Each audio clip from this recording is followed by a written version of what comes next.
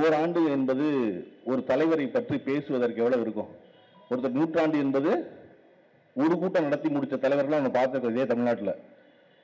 அதிகபட்சம் போனா ஒரு வாரம் நடக்கும். அதுக்கு மேல முக்கி பேசினா ஒரு மாசம் பேசலாம். ஒரு வருஷமா நான் பேசுவீங்க அப்படின்னா கலைஞரை பற்றி பேசுவதற்கு இதை விடவும் அதிக செய்தி இருக்கு. சேர்வாளன் என்ற சொன்னோம்னா இன்னும் ஒரு வருஷத்துக்கு நடத்துவார். அதற்கு காரணம் இன்னைக்கு சொல்லிக்கிட்டு இருக்கும் பொழுது ஒவ்வொரு முறையும் இந்த 40க்கு 40 வெற்றி அடைந்த பொழுது எல்லா பத்திரிகைகளும் தவறாமல் குறிப்பிட்டது கலைஞர் கூட செய்யாத சாதனை இது, ஆளுங்கட்சியா இருக்கும் பொழுது 40 தொகுதிகளை வென்றது அப்படின்னு குறிப்பதற்கான காரணம் கலைஞர் கூட செய்யாதது என்று சொல்லும் பொழுதே அந்த பாராட்டு கலைஞருக்கும் சேர்ந்ததுதான். காரணம் அடித்தளம் கலைஞர் தானே.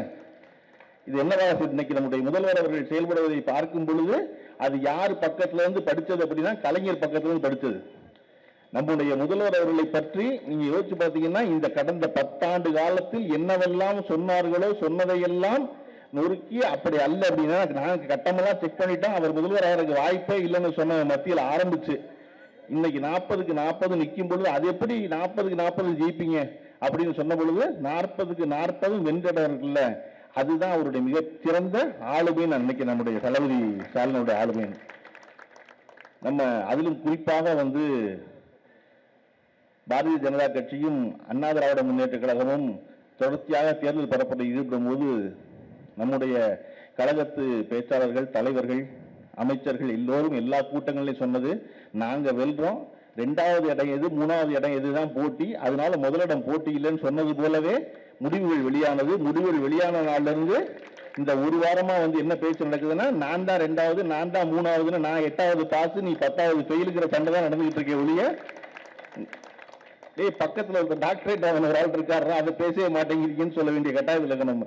இதுல ரொம்ப சிறப்பு என்னன்னா கோயம்புத்தூர்ல 490 வாக்குச்சாவடியில பாரதிய ஜனதா கட்சியினுடைய தலைவர் அண்ணாமலை அவர்கள் கூடுதல் வாக்கு பெற்றிருக்கிறார் அப்படின்னு ஒரு புள்ளிவரம் எடுத்து கொடுத்தாங்க. 490 வாக்குச்சாவடி கேட்கும் போது பெருசா தோணும் 490 வாக்குச்சாவடின்னு. ஆனா கோயம்புத்தூர்ல மொத்த வாக்குச்சாவடி பார்க்கணும் இல்ல, கோயம்புத்தூர்ல மொத்த வாக்குச்சாவடி எவ்வளவுன்னா 2021 வாக்குச்சாவடி. 2021 வாக்குச்சாவடியில் 490 வாங்கியிருக்காரு. மிச்சம் இருக்கு 1200 வாக்குச்சாவடியில் யாரா முன்னிலையில் இருக்கா அப்படின்னா திராவிட முன்னேற்ற கழகம் முன்னிலையில் இருக்கு. சரி நீங்க 490 முன்னிலை எவ்வளவு அப்படின்னா எல்லாத்துலயும் 8, 6, 3, 12, 13 முன்னிலையில் இருக்கு. இந்த பக்கம் 1600 எவ்வளவு முன்னிலையில் இருக்குன்னா ஒன்னொன்னுலையும் 160, 180, 200, 230 முன்னிலையில் இருக்கு.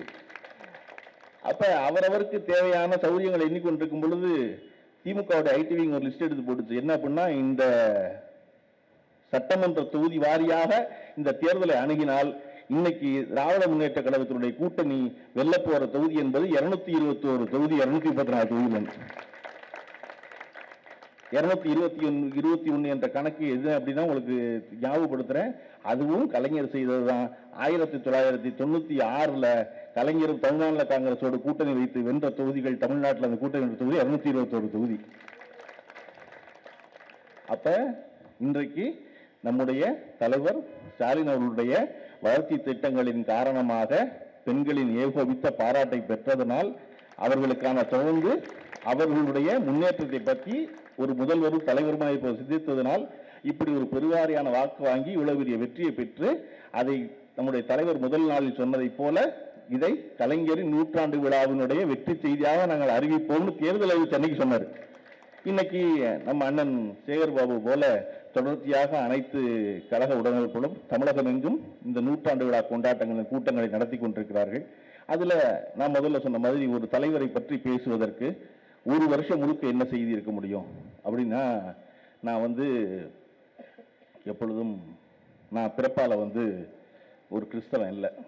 ஆனா ஒரு கிறிஸ்தவ கூட்டத்துக்கு பேச போறோம் அப்படின்னா ஒரு கிறிஸ்தவ கூட்டத்தில் அந்த மதத்தை பற்றி அந்த தீவிரமா தெரியாத என்ன பேச முடியும் அப்படின்னா பேச போறதுக்கு முன்னாடி பைபிள் எடுத்தோம்னா அந்த பைபிள்ல ஒரு பக்கம் படிச்சோம்னா அன்னைக்கு பேசிடலாம்.